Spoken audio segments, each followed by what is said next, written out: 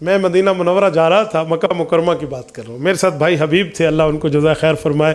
میں صفا مروہ سے بوابۃ القریش پہ تھا. ان نے مجھے کال کی کہ مفتی صاحب ذرا آئے نا. ہمارا جہاں گروپ بیٹھا تھا نا، وہاں ان کو ایک بندہ سمجھا رہا تھا. وہ سمجھا نہیں رہا تھا، ایمان پہ رندہ چلانے آیا ہوا تھا، مجھے نہیں پتا کون ہے. آپ آئے نا، کہتے ہیں ایک بندے سے ملاقات ہے. میں وہاں گیا تو وہ ان کو لگا ہوا تھا، مدینہ پاک جا رہے ہو؟ جی جا رہے ہو. نا جاؤ، لیکن وہ طریقہ بدل رہے ہیں. کہتے ہیں آپ مدینہ جا رہے ہیں؟ جی مدینہ جا. کیا نہیں؟ ہاں جزاک اللہ. کیا کس چیز کی نیت کر رہے ہو؟ صاحب نے کہا آقا نامدار صلی اللہ علیہ وسلم کو سلام کرنے کی نیت سے حضور کی قبر مبارک کی زیارت کے لیے جا رہے ہیں. اس نے کہا نہیں، اللہ کے بندے سادے بندے کو صحیح نیت کرو. تو ہمارے حاجی سادے ہوتے ہیں بیچارے. انہوں نے کہا جی ٹھیک ہے، آپ ہمیں صحیح نیت سمجھا دیں. انہوں نے کہا جی صحیح نیت یہ ہے، تم مسجد نبوی کی زیارت کی نیت کرو. حضور کے روضے کی زیارت کی نیت کا کوئی فائدہ نہیں ہے، وہ تو قبر ہے، مٹی کی کوئی زیارتیں ہوتی ہیں. تم مسجد نبوی کی نیت کرو. تو کچھ لوگ پریشان ہونے کہا ٹھیک ہے، پھر تھرو پراپر چینل نیت ہے نا، مسجد ٹو مسجد جا رہے ہیں تو پھر مسجد کی نیت کریں گے. تو اتنے میں حبیب بھائی نے میں جب آیا نا، میرے سر پہ ویسے اتفاقاً ٹوپی تھی، اب تو پگڑی ہے نا. تو ملے السلام علیکم. انہوں نے مجھے کہا صوفی صاحب کیا حال ہے؟ کہتے لگتا ہے تھوڑا کوئی سروزہ لگا ہوا ہے. وہ یہی فیصلہ بات کر. میں نے کہا جی الحمدللہ میں تبلیغ سے وابستہ ہوں. میں نے کہا جی مجھے بھی ذرا نیت سکھا دے، میں تھوڑی صحیح کر لیتا ہوں. اب وہ اس نے بھی الف با تا سا مجھے پڑھانا شروع کیا نا.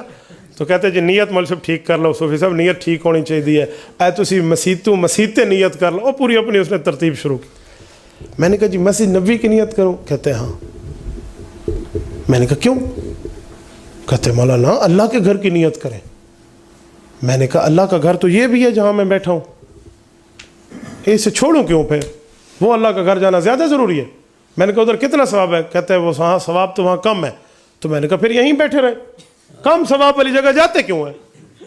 وہ مجھے کہا لگا ادھر 1000 کا، وہ بھی اسی پارٹی کا تھا، 1000 کا ثواب ہے. میں نے کہا ادھر 1,00,000 کا ہے.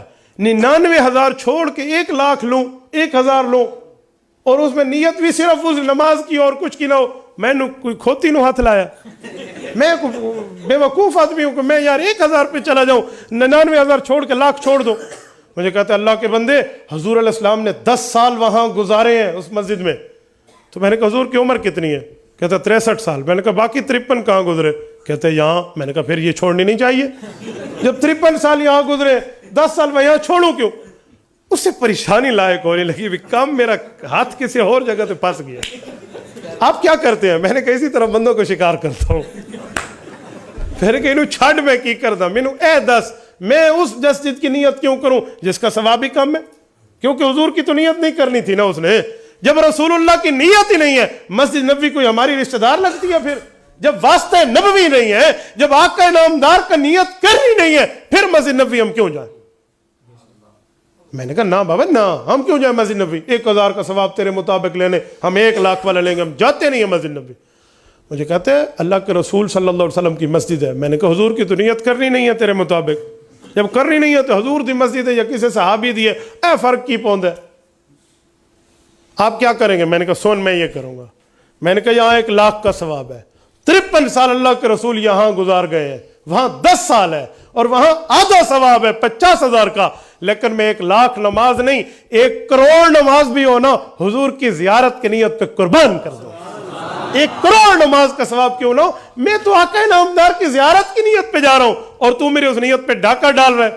مجھے کہتے ہیں مولوی صاحب اب تو آپ سفر میں جا رہے ہیں، جلدی میں ہیں، آپ بس رابطے میں رہے نا، پھر انشاءاللہ اس پر تفصیلی بات کریں گے. میں نے کہا نہیں میں ابھی کروں گا، میں ابھی، تو پھر میرے ملنا ہی کوئی نہیں، میں ابھی کروں گا. اچھا چلو آپ جلدی میں نہیں ہو تو میں جلدی میں. اس نے پتلی گلی پکڑی وہاں سے.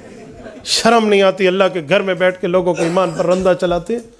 یار مسجد نبوی کو عزت ملی ہے، مسجد نبوی کو اعزاز ملا ہے، مسجد نبوی کو احترام ملا ہے، مسجد نبوی کو رتبہ ملا ہے، مسجد نبوی کو مرتبہ ملا ہے، مسجد نبوی کو درجہ ملا ہے. تو سرکار کے قدموں کی خاطر، رسول اللہ صلی اللہ علیہ وسلم کی ذات اقدس کی خاطر. اگر حضور نہ ہوتے اس مسجد میں تو وہ مسجد اور یہ مسجد میں فرق کیا رہتا پھر؟ یار جس ذات کی وجہ سے اس کو عزت ملی، جس ذات کی وجہ سے اسے رتبہ ملا، جس ذات کی وجہ سے اسے مرتبہ ملا، ہم اس کی نیت نہ کریں، اس سے بڑی بد نصیبی کی بات کیا ہوگی؟ تو اسی لیے اللہ آپ کو لے جائے نا تو کعبہ شریف جائیں اللہ کی نیت سے، اور روضہ پاک جائیں رسول اللہ کی نیت سے. میں قربان جاؤں بانی تبلیغی جماعت حضرت مولانا محمد الیاس دہلوی رحمۃ اللہ علیہ پر، شیخ الہند کے مایہ ناز شاگرد ہیں. حضرت شیخ زکریا لکھتے ہیں چاچا جان جب بھی بمبئی کے جہاز سے بیٹھ کر جدہ اترتے تو پہلے مسجد نبوی جاتے، پھر خانہ کعبہ تشریف لاتے۔ ایک دن کسی نے پوچھا حضرت آپ ہمیشہ مسجد نبوی پہلے تشریف لاتے ہیں، آپ خانہ کعبہ پھر آتے ہیں، کہا وجہ؟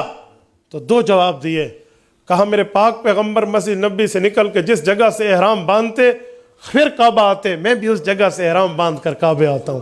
اور ایک وجہ اس سے بھی بڑھ کے دی، فرمایا ہمارے اللہ نے قرآن کریم سورۃ نساء میں فرمایا ہے گناہگار خود بھی معافی مانگے، نبی کو بھی عرض کر دے کہ اللہ معاف کر دے تو معاف ہو جاتا ہے۔ میں حضور کے پاس جا کے غلطیوں کو معاف کرا کے پاک صاف ہو کے اللہ کے در جاتا ہوں، پھر اللہ کے گھر جاتا ہوں۔ تو ہم تو کعبہ عبادت کے مرکز کو بھی مانتے ہیں، مسجد نبوی اور گنبد خضرا عقیدت کے مرکز کو بھی مانتے ہیں۔ ہمارے سامنے عبادت بھی اور عقیدت بھی ہے۔ بات چلی تھی مقصد پہ کہ حضور کے آنے کے مقاصد کو اصل دیکھا جائے، خالی آنے کی خوشی نہ ہو۔ جب آنے کے مقصد کی خوشی ہوگی نا تو اللہ کی قسم پھر ہماری زندگی میں چار چاند لگ جائے۔